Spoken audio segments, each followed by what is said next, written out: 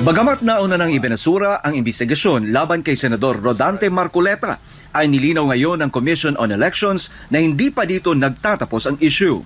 Sa isang panayam, sinabi ni COMELEC Chairman George Garcia na kasalukuyang nakatuon ang pansin sa 3 campaign donors ng senador na nahaharap sa posibleng election offense.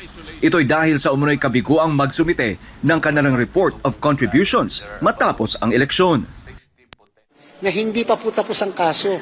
In fact, sinasabi lang ng PIFAD namin na binigyan ng go signal ng NBank, sige, i-file mo yan sa Law Department and let the Law Department determines talaga bang may probable cause.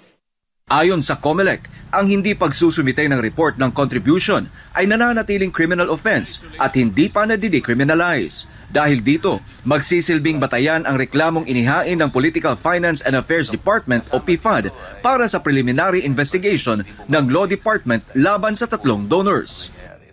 Dapat mag-submit ng report of contribution at hindi po ito nababago. Criminal pa rin po yun.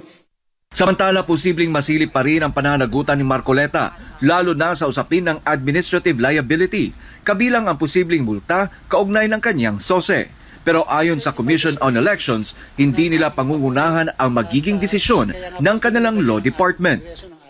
Hindi pa po natin tinatapos yung bagay na yan sapagkat binato po kasi ng NBank lahat sa Law Department.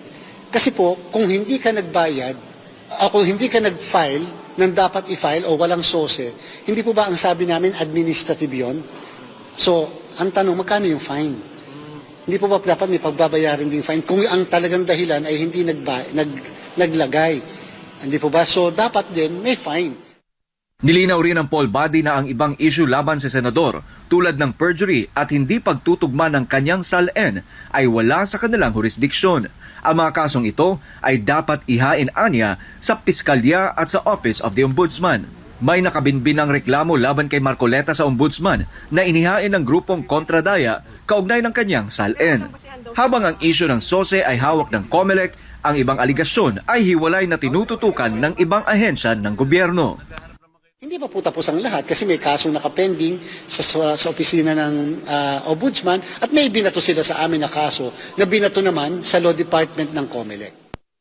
Sa ngayon, binibigyan pa ng pagkakataon ang mga donor na magsumite ng kanilang paliwanag bago tuluyang magsampa ng formal na kaso. Kapag naisampa, dadaan muna ito sa COMELEC Law Department at hindi agad sa korte. Ayon sa COMELEC, mahalagang sundin ang tamang proseso at batas habang binibigyang diin ang pangangailangang repasuhin ang umiiral na election laws.